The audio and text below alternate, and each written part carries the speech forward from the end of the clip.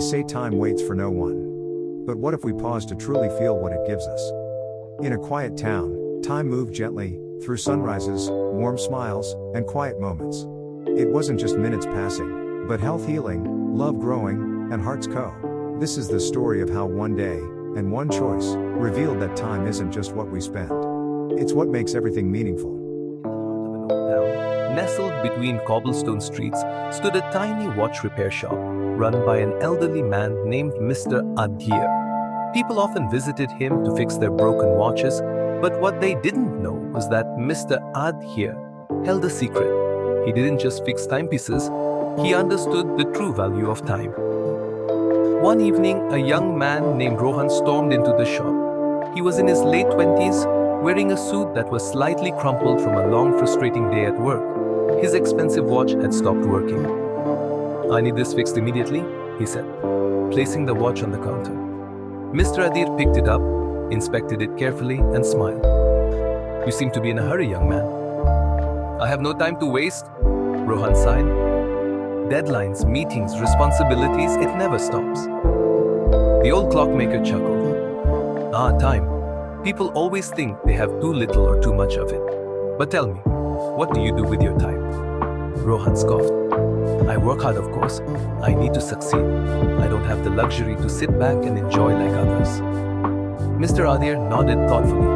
He adjusted his glasses and gestured toward an old, dusty grandfather clock standing in the corner of his shop.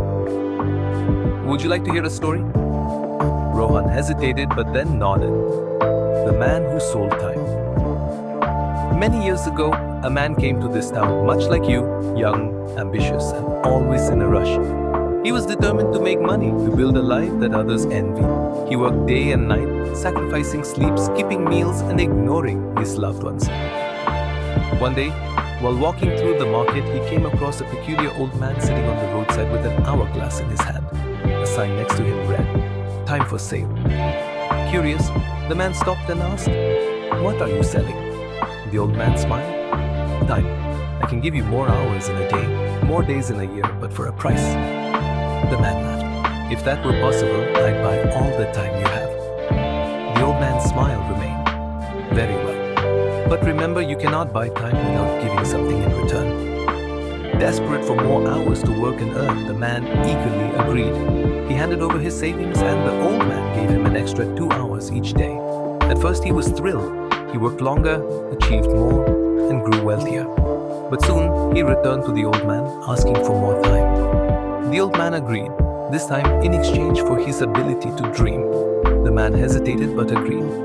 Who needed dreams when there was work to be done? As years passed, he kept buying time, giving away his laughter, his health, and eventually his relationships. One day, when he was old and grey, he realized he had all the time in the world, but no one to share it with. His wealth meant nothing because he had sacrificed the very moments that made life worth living. He went back to the old man, begging to undo the trade. The old man sighed. Time, once given, can never be taken back. And just like that, the man finally understood. Time wasn't something to be bought or saved. It was meant to be lived. Mr. Adhir stopped his story and looked at Rohan. You see, young man, time is the greatest wealth you'll ever have.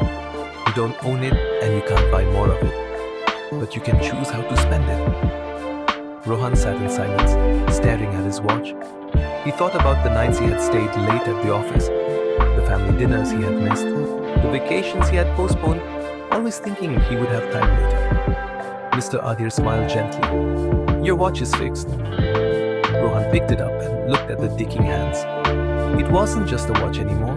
It was a reminder that time was not something to be chased but cherished. That evening, for the first time in years, Rohan left work early. He called his parents, played with his little niece, and watched the sunset with a cup of tea in his hands. For the first time, he truly understood the power of time.